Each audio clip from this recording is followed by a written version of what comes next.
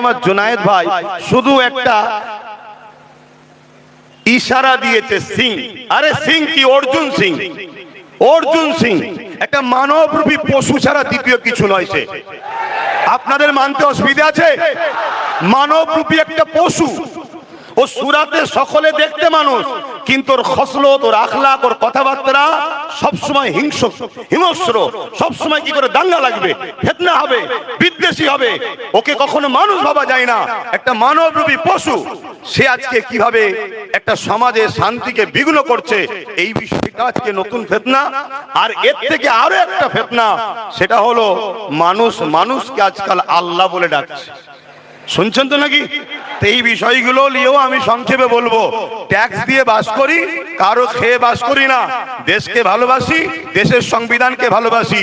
বাকি যারা দেশকে ভালোবাসবে মাথায় রাখবো, যারা দেশের সংবিধানের নয়, দেশের নয়, জুতোর তলায় রাখবো, সে যেই লাট সাহেবই হোক না কেন। এটা আমাদের আদর্শ। এই আদর্শ তৈরি করুন। সে যে ভিআইপি হোক না কেন, যে আমার দেশের নয়, সংবিধানের নয়, সে আমাদের জুতোর তলায় থাকবে। রাজি আছেন না নাই?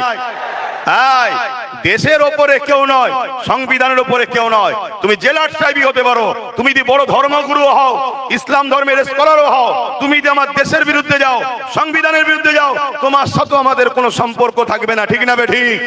কারণ এ দেশবাসীর রক্তের বিনিময়ে স্বাধীন হয়েছে।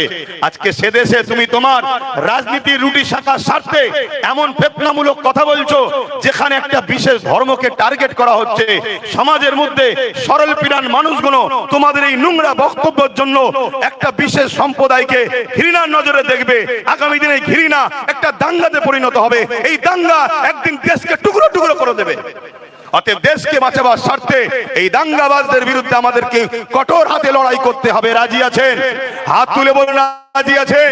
যদি জীবন লাগে জীবন দিতে পারবেন, রক্ত রাখলে রক্ত দিতে পারবেন, দেশের জন্য অর্থ দিতে পারবেন।